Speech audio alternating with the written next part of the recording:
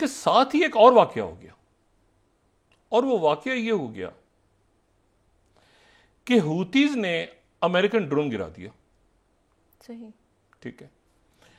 और बहर अमर पे हूतीज, यानी वो ड्रोन बच नहीं सका, उसको सेफ नहीं कर सका डिफेंस सिस्टम, हूतीज ने ड्रोन गिरा दिया। और मैं यहां पे कोट कर रहा हूं थर्ड वॉइस ऑफ अमेरिका। ये बड़ी खौफ, इसको, यानी बहुत अजीब बात है कि हूतीज ने अमेरिकन ड्रोन को, जो कि स्ट्राइक, यहां पे देखें यूएसएस जो है वो आइजनहावर मौजूद है, यहाँ पे यूएसएस जेरल्ड जो है वो फोर्ड मौजूद है, यहाँ पे अभी ओहायो सबमेरीन, न्यूक्लियर सबमेरीन आई है। तो बहर अमर में बड़ी एक्टिविटीज़ हैं। अब यहाँ हुतीज़ ने अमेरिकन ड्रोन को गिराया, और वो जाहिर है कि अब उनके पास एक छोटा सा रॉकेट, सस्ता सा रॉकेट कोई होगा पुराने, और ये जदीद तरीन तो इनको उसके बाद फिर ये फोर्थ लाइट। और ये बड़ी एक अजीब बात है, पहले तो उसको एडमिशन ही नहीं हो रहा था ना, लेकिन फिर उसके बाद ये खबर मिली कि उन्होंने पानी में से मलबा उलबा भी उठा लिया है। तो फिर उसके बाद ये फोर्थ स्लाइड और इन न्यूयॉर्क टाइम्स के हुती rebels shot down a US drone. अच्छा, अब ये तो तबले जंग है ना, ये तबले जंग जिसको कह दें या जो भी कहेंगे, वो स्ट्राइक की, उन्होंने जवाब में इनका ड्रोन गिरा दिया। अच्छा, अब इसमें जो है ये तो मामला हो गया खैर। अच्छा, इसी दौरान वहां पे मुसलसल अशफा हॉस्पिटल, अलकुद्स हॉस्पिटल, वो वहां पर अब गली मोहल्ले में लड़ाई हो रही है अंदर। ठीक है। और गली मोहल्ले में लड़ाई हो रही है गज़ा के शुमाल में। और इस दौरान ये बात कही जा रही है कि जी जो अगर हम देखें इस पे 13th स्लाइड को हम कोट करें तो हॉलोकॉस्ट इन गज़ा, इसराइल जो है वो कह रहा है कि 10,500 लोग मार दिए पैलेस्टीनियंस। और अल-कस्साम जो है वो, ये मैं लेबनन की, अल-कस्साम ने 136 एनिमी के व्हीकल्स को उड़ा दिया। टर्की भी यही कह रहा है। टर्की की जो न्यूज़ एजेंसी है वो अल-कस्साम ब्रिगेड को कोट कर रही है कि उन्होंने 136 इसराइली व्हीकल्स को उड़ा दिए जब से ज़मीनी कार्रवाई शुरू हुई है। अच्छा, लेकिन उधर से शहादतें भी हो रही हैं, ये भी हो रहा है, सब कुछ हो रहा है। तो ये जो है ना अब मामला, अच्छा, जनरल चार्ल्स ब्राउन है, चार्ल्स क्यू ब्राउन, ये नए चेयरमैन ज्वाइंट आए हैं अमेरिका के फौज के सरबरा, और एयरफोर्स से आए हैं, और बड़े, यानी इनकी बड़ी अच्छी, अभी तक आते ही ये सारे मामलात इनके सामने आ गए हैं। और ये इन्होंने स्टेटमेंट दी है, ये मेरे ख्याल से टोक्यो में ही हैं शायद, तो उन्होंने यहाँ पे स्टेटमेंट दी है जो 16 स्लाइड है कि top US general questions over risk in a long Gaza war, कि ये जंग जो है ये लंबी हो सकती है, लंबा रुख इख्तियार कर सकती है ये लड़ाई।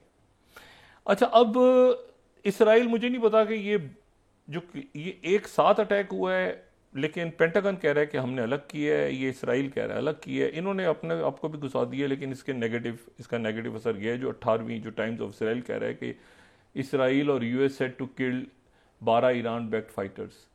अच्छा, ये तो इसकी तो तरदीद कर दी है। अगर ये इसकी तरदीद कर दी है, वो कह रहे हैं हमारा कोई बंदा इसमें नहीं गया, जो खातिब जो खतीब हिजबुल्लाह है, उन्होंने कहा हमारा कोई बंदा इसमें नहीं गया।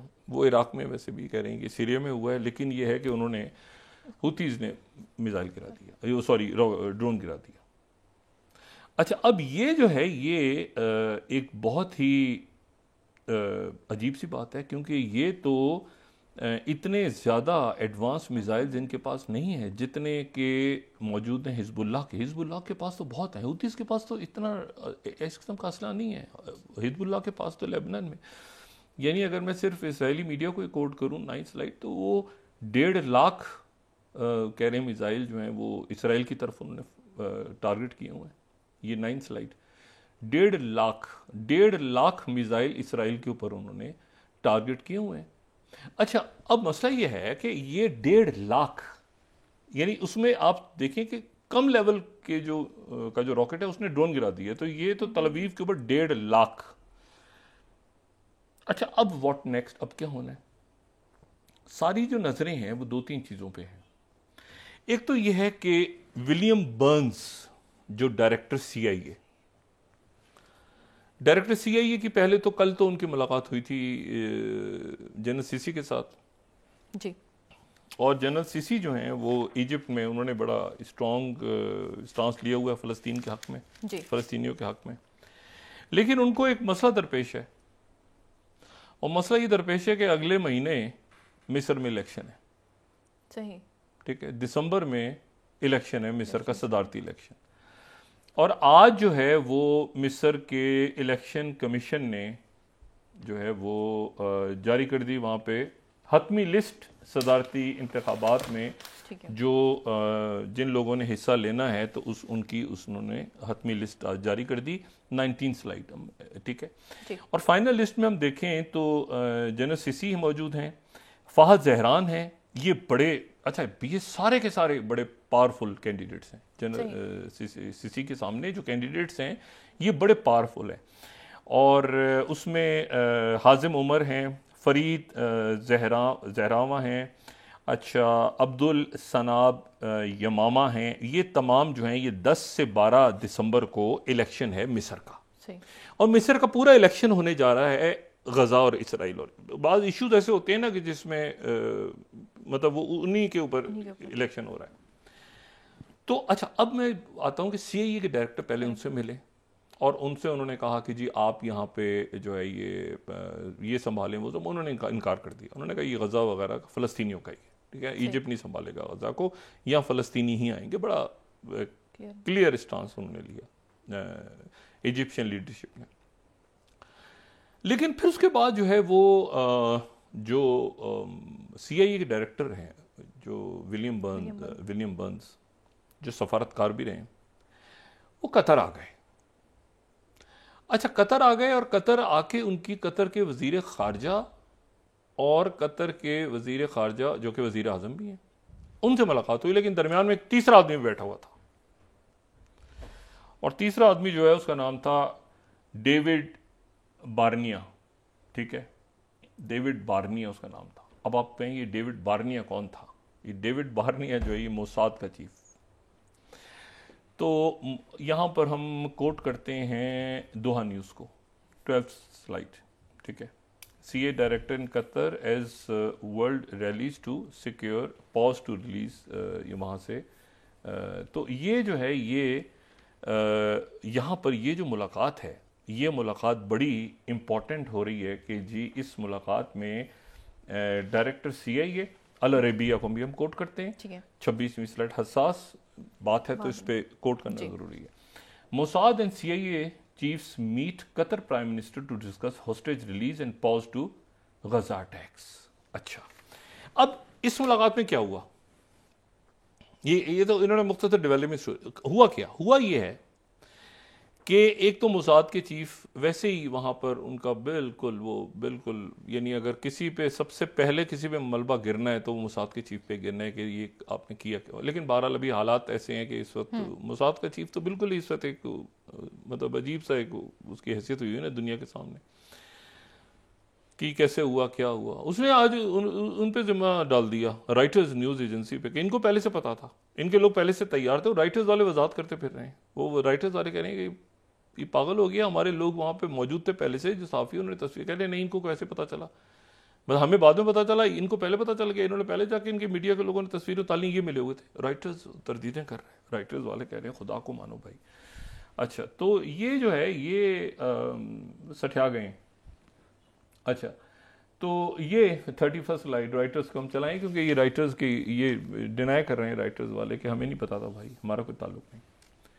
अच्छा तो अब जनाब क्या हुआ कि एक तो ये मुलाकात बड़ी इंपॉर्टेंट, इस मुलाकात में भी ये हो रहा है, एक तो वो कह रहे हैं कि इसको सीज फायर को लंबा करें।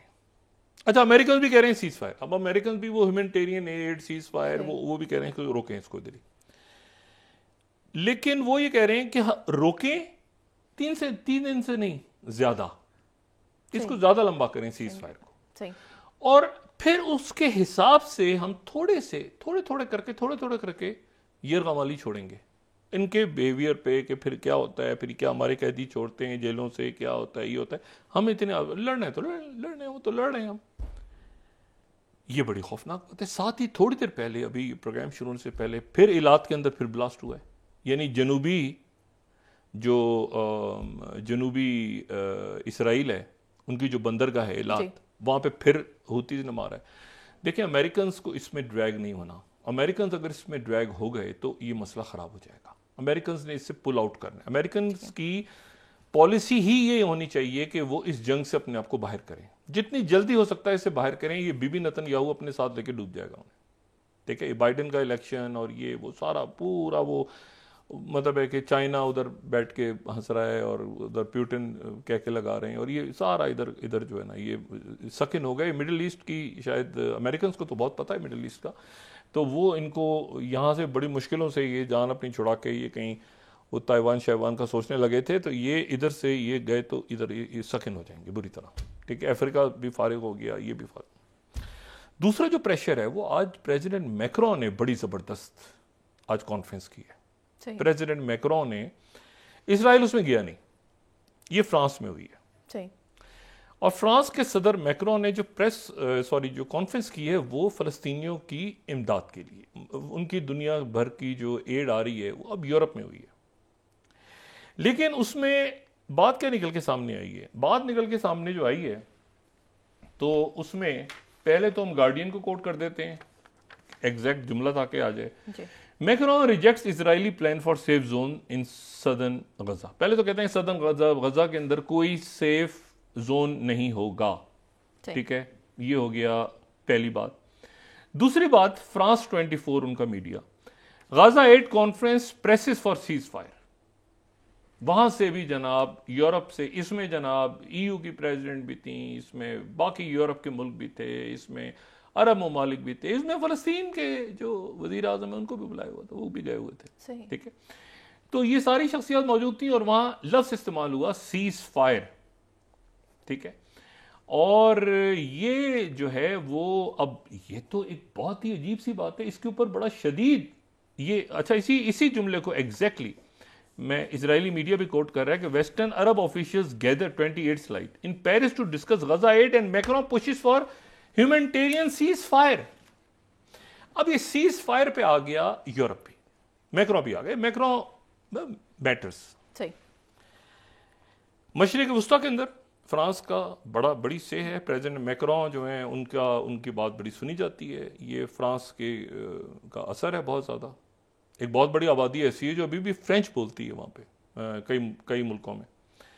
तो उन्होंने आज जनाब एक तो इमदाद बढ़ाने का ऐलान कर दिया, साथ ही सीज फायर की बात कर दी। अब ये कौन है मैक्रोन? ये बाइडेन के इत्तेहादी हैं।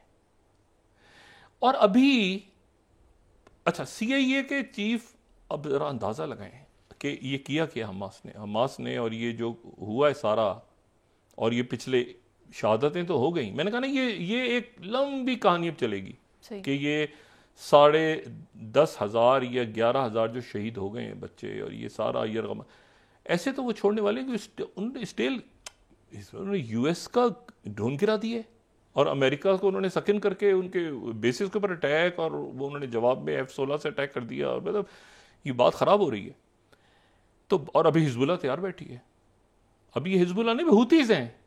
अच्छा, हुतीज़ ने भी वही गिराया, MQ-6 गिराते हुए सोच रहे होंगे कि अच्छा पहला ये ड्रोन हमारे ऊपर ही आजमाया था, तो चलो इतने साल बाद हम भी एक ड्रोन गिरा के देखते हैं।